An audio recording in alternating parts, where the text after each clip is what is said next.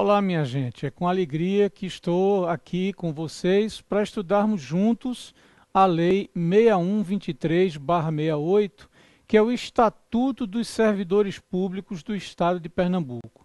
É uma lei meio desprezada, pouca gente gosta de falar sobre ela, de abordá-la, porque é uma lei antiga, na verdade, é uma lei de 68, já passou por muitas alterações, mas ainda precisa de fato passar por outras tantas, né? Há inclusive, quem sabe, a possibilidade no futuro se ter um novo estatuto. Bom, é importante então já fazer alguns esclarecimentos preliminares. Primeiro, a Lei 6123 tem traços, tem aspectos semelhantes à Lei Federal, ao Estatuto Federal, a Lei 8.112/90, mas também tem aspectos diferentes. Então a gente tem que entender que a lei que nós vamos estudar tem diferenças também significativas. Tem semelhanças, mas tem diferenças significativas em relação à lei federal. Essa é a primeira observação. Segunda, como a lei é antiga, a verdade é que existem sim muitos preceitos que já foram revogados. Quanto a esses que foram revogados expressamente, nenhum problema. Por quê? Porque a própria lei, claro, já traz aí a indicação precisa dessa revogação. Você vai observar no seu texto que você, ou quando tiver acesso a ele, mas aqui a gente já vai ver isso, que as redações revogadas expressamente estão riscadas. A gente deixou no texto para você perceber que houve, de fato, revogação expressa de muitos preceitos da lei. Essa é a segunda observação. Terceira observação, nós estamos usando como paradigma o texto que está disponível no site da Assembleia Legislativa do Estado de Pernambuco, no site da ALEP. É esse o texto que nos serve aqui de parâmetro para o estudo. E, de fato, é esse o texto que as bancas vão consultar, vão considerar na hora de elaborarem as questões. Quarta observação, muito importante. As questões são baseadas na letra da lei. Então, a gente, na verdade, deve conhecer o melhor possível o texto legal. Quinta observação. Conhecer o texto legal não significa simplesmente memorizar o texto legal.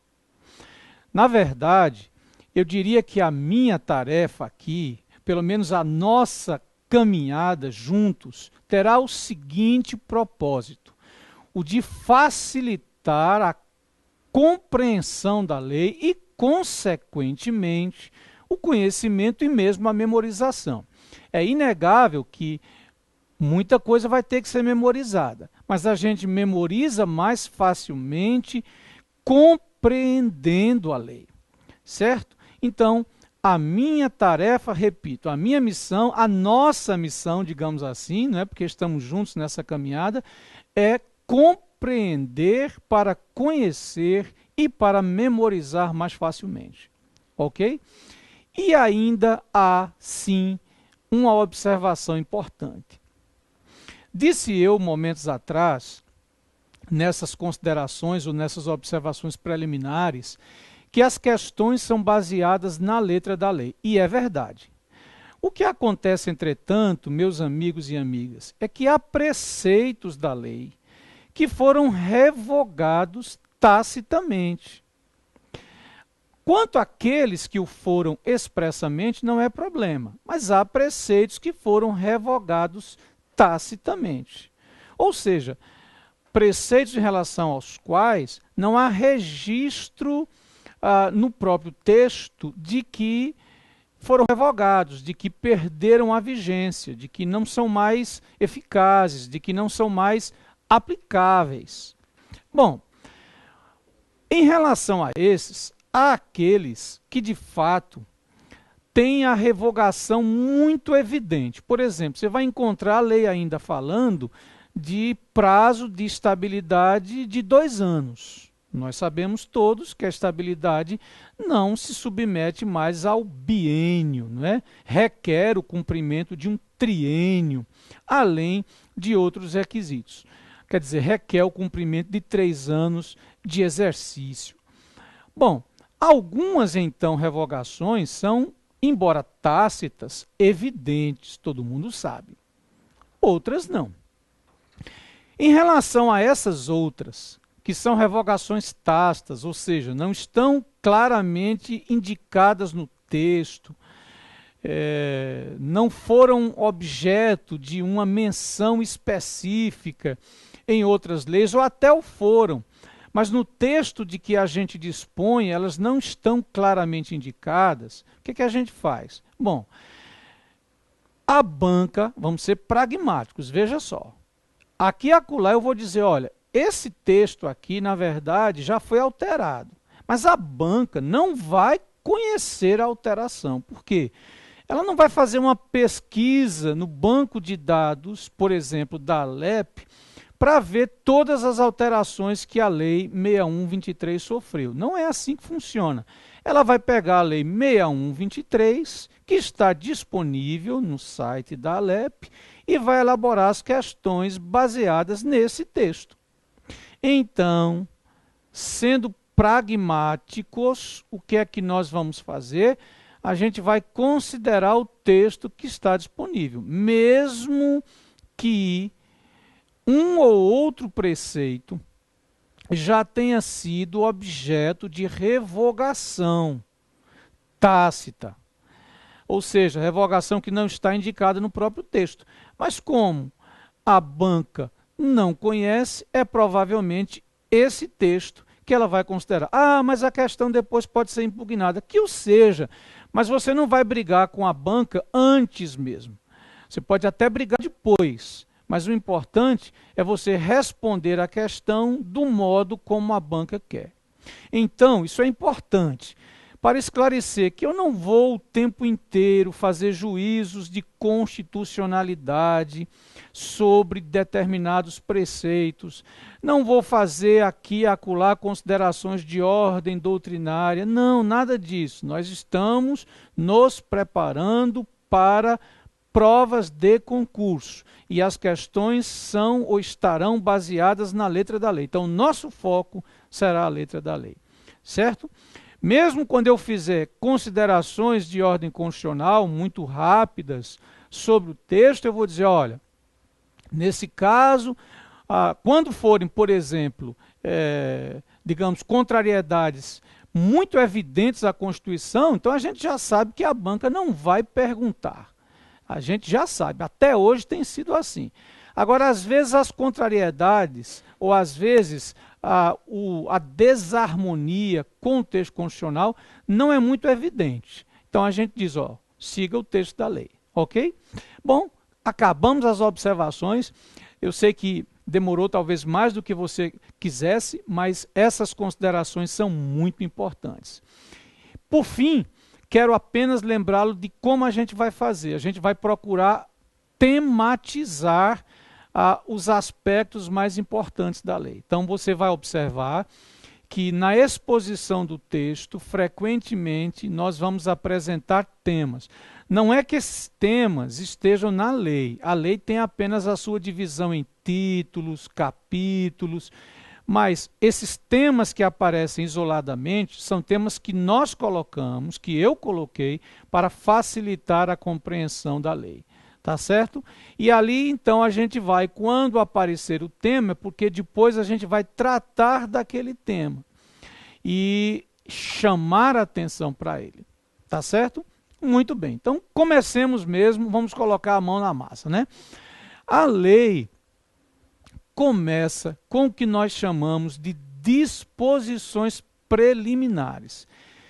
E nós vamos destacar alguns aspectos dessas disposições preliminares. Por exemplo, a lei tem três dentre vários conceitos que ela menciona. Ela tem, na verdade, um quadro conceitual inicial que nós veremos, mas eu quero destacar dentro desse quadro três conceitos importantes.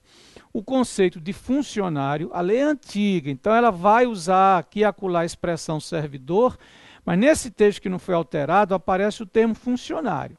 Então nós temos o termo funcionário, nós temos depois um outro termo, classe, e série de classes, que é a terceira expressão. Essas expressões são chaves, são fundamentais para a compreensão da lei. Então, funcionário é a pessoa legalmente investida em cargo público. Na esfera federal, a Lei 8.112 chama esse de servidor. Na nossa lei, é o funcionário. Agora, o que é classe? Vamos ao texto legal? Vamos lá. Veja só. Alguns conceitos fundamentais, olha, o temazinho que eu disse que de vez em quando ia aparecer.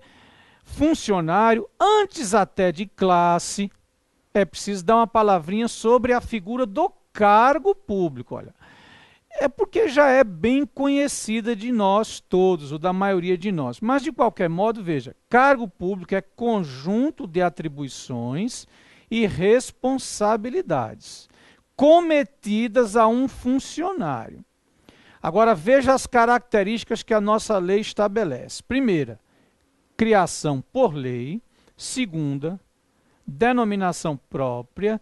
Terceira, número certo. E quarta, pagamento pelos cofres públicos. Então, comigo, cargo, conjunto de atribuições e responsabilidades cometidas a um funcionário. Características que a lei menciona: criação por lei, denominação própria, número certo e pagamento pelos cofres do Estado ou pelos cofres públicos, mas vamos sempre procurar nos ater à letra da lei.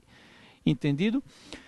Você vai perceber que os cargos, se forem efetivos, segundo a letra da lei, eles estarão inseridos, eles estarão encartados em classes.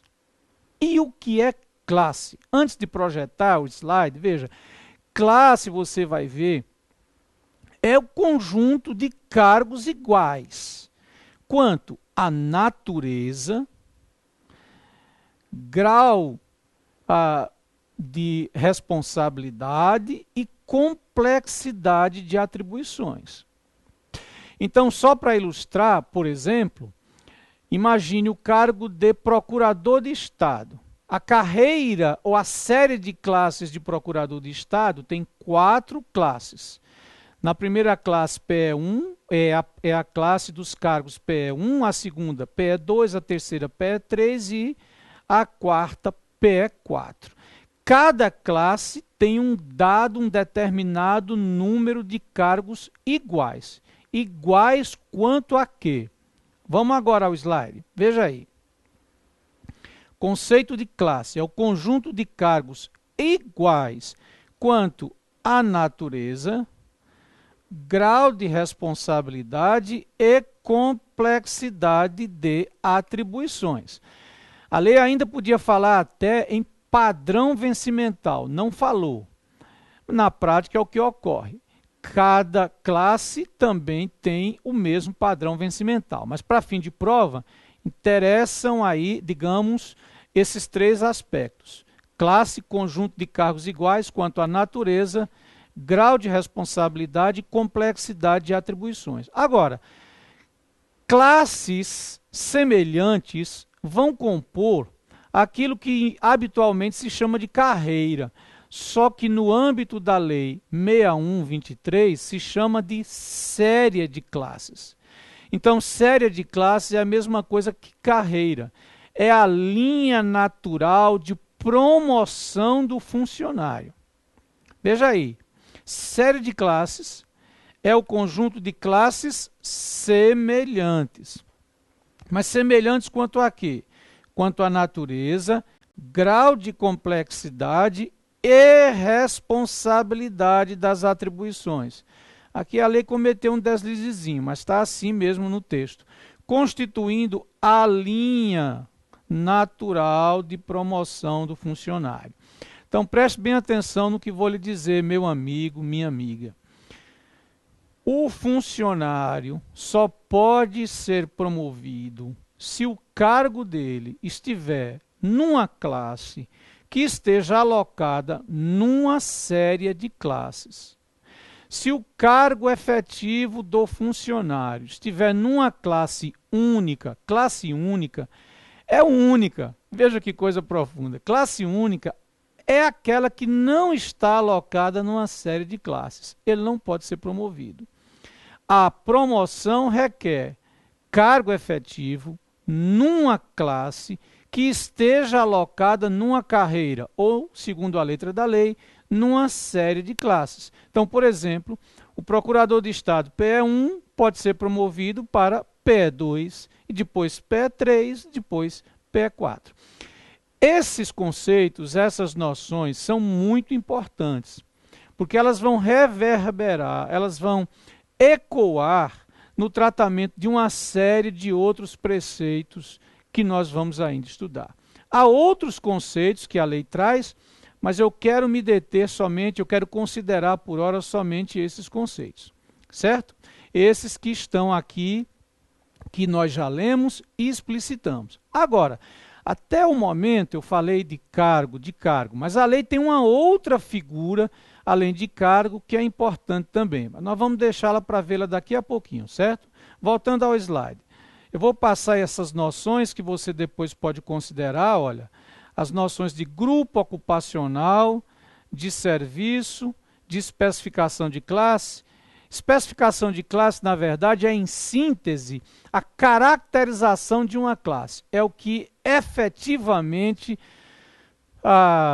destaca, marca, ou como disse, caracteriza uma classe. Veja, a lei vai dizer assim, é conjunto de atribuições, responsabilidades e demais características pertinentes a cada classe.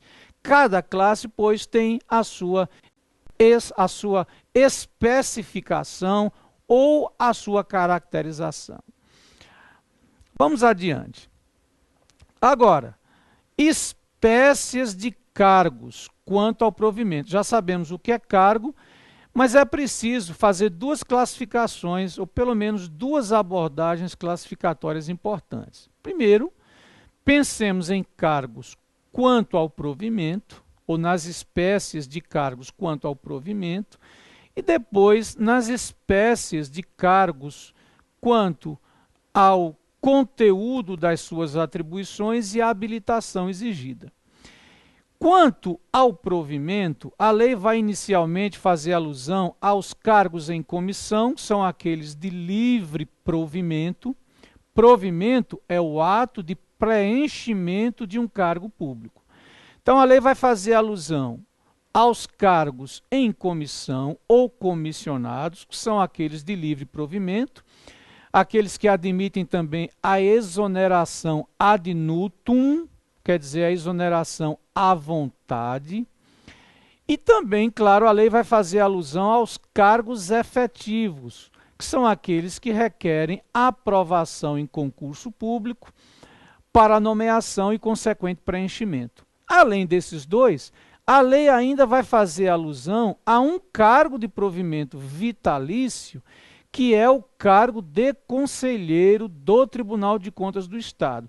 Mas ela só faz uma alusão muito ligeira e diz que a nomeação para esse cargo vai obedecer ao disposto em legislação especial. Então, na verdade, o que a lei faz é tratar dos cargos em comissão e dos cargos efetivos. Repito, faz apenas essa ligeira alusão ao cargo de conselheiro do Tribunal de Contas, cujo provimento é vitalício.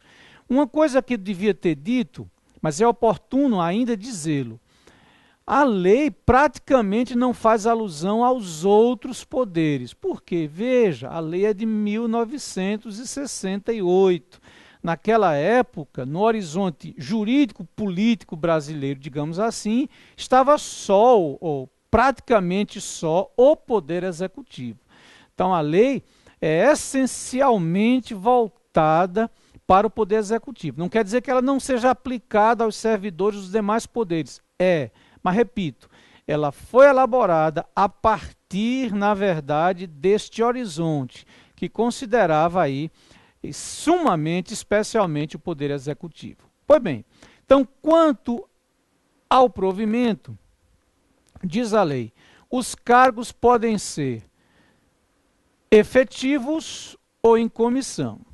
Os cargos de provimento efetivo, como eu disse já antes, olha, se dispõem em classes, estão inseridos em classes.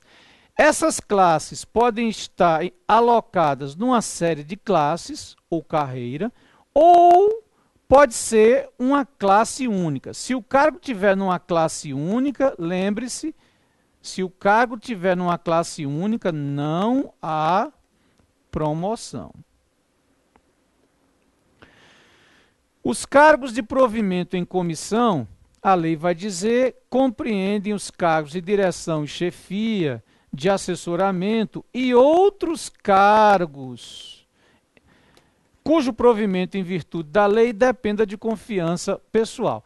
Aqui, é claro, a gente tem que fazer uma ligeira observação, né? Pelo artigo 37, inciso 5 da Constituição da República, só pode ser cargo comissionado, cargo cujas atribuições sejam de direção, chefia e assessoramento. Então, a gente tem que interpretar este preceito à luz do artigo 37, inciso 5 da Constituição. Ok? Vamos adiante. Espécies de cargo quanto à habilitação e quanto às atribuições. Aqui também lembramos da Constituição. O artigo 37, inciso 16 da Carta da República, apresenta a figura do cargo técnico ou científico.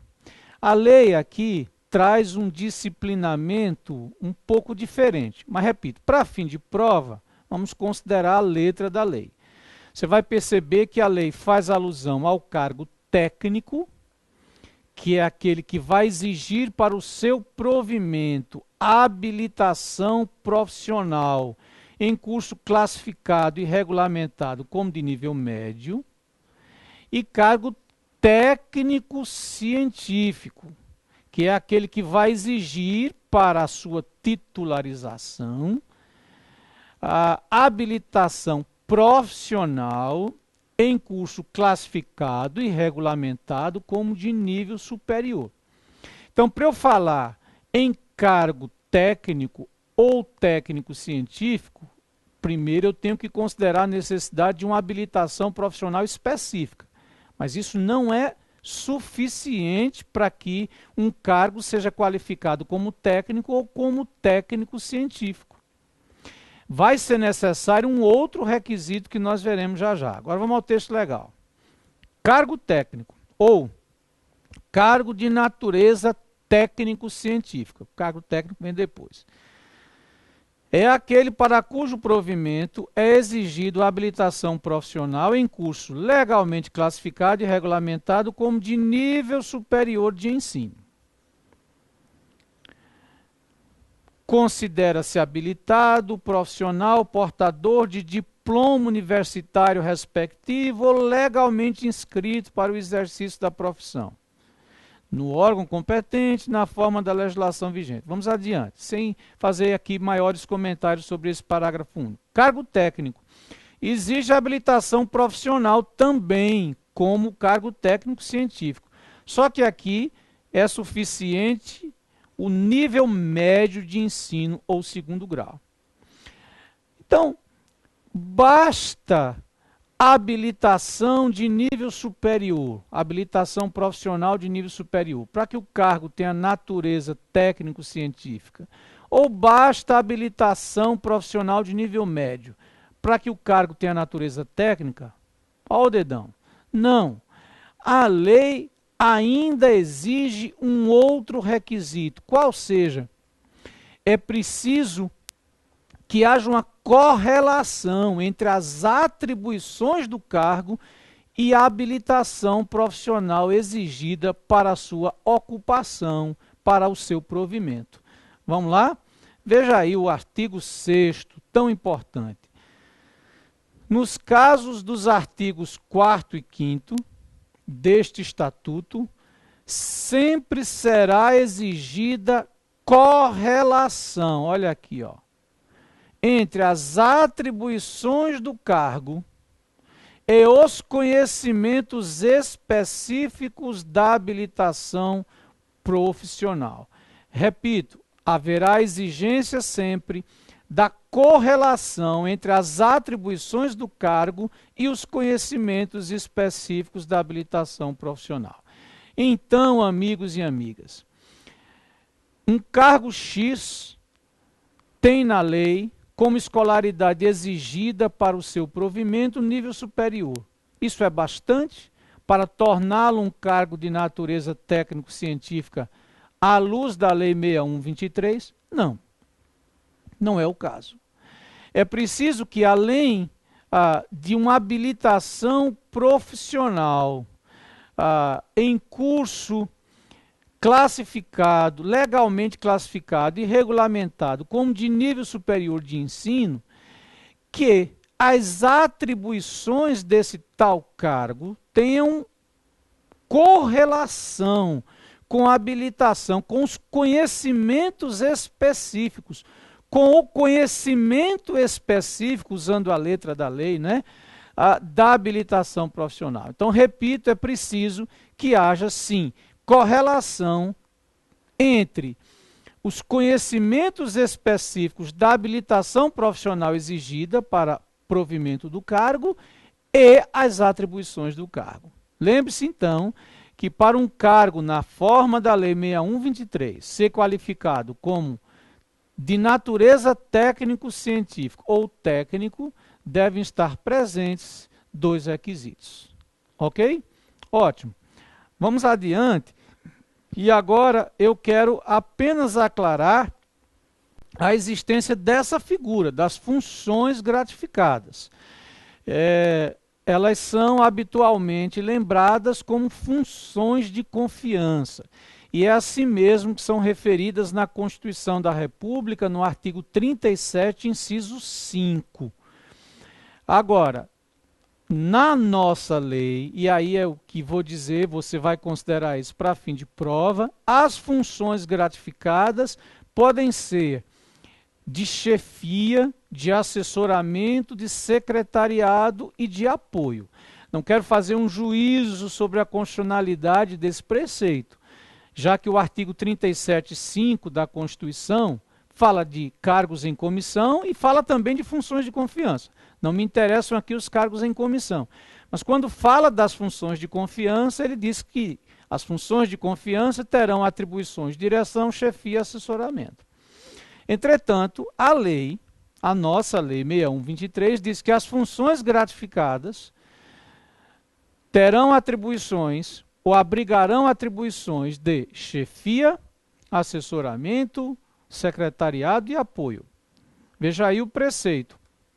Assessoramento, chefia, secretariado e apoio. Para fim de prova, a gente vai considerar esse texto, tá certo? É o que vale aqui para nós, ok?